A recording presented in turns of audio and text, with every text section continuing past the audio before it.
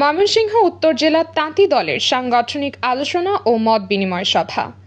বাংলাদেশ জাতীয়তাবাদী তাঁতি দলের ময়মনসিংহ উত্তর জেলা শাখার উদ্যোগে ময়মনসিংহ বিএনপির পার্টি অফিসে অনুষ্ঠিত হয়েছে সাংগঠনিক আলোচনা ও মত বিনিময় সভা।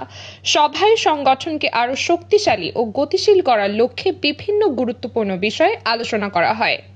সভাপতিত্ব করেন আনিসুর রহমান আরিফ, আহ্বায়ক, ময়মনসিংহ উত্তর জেলা তাঁতি দল। সঞ্চালনা করেন রনক আহমেদ আজিজুল, সদস্য সচিব, ময়মনসিংহ উত্তর জেলা তাঁতি দল।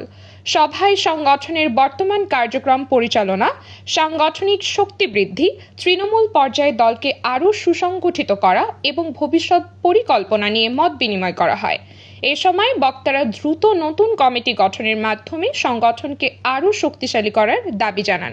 পাশাপাশি সাংগঠনিক কার্যক্রমকে গতিশীল রাখতে প্রতি মাসে অন্তত একটি করে আলোচনা সভা আয়োজনেরও প্রস্তাব দেন।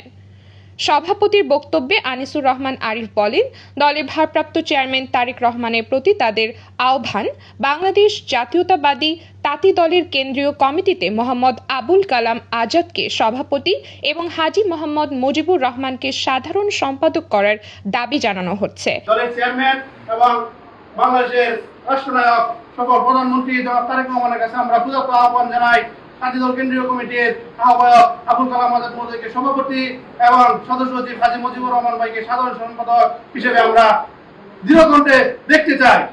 তিনি বলেন, শক্তিশালী নেতৃত্বের মাধ্যমে সংগঠনের কার্যক্রম আরও বেগবান হবে বলে নেতাকর্মীরা প্রত্যাশা করেন।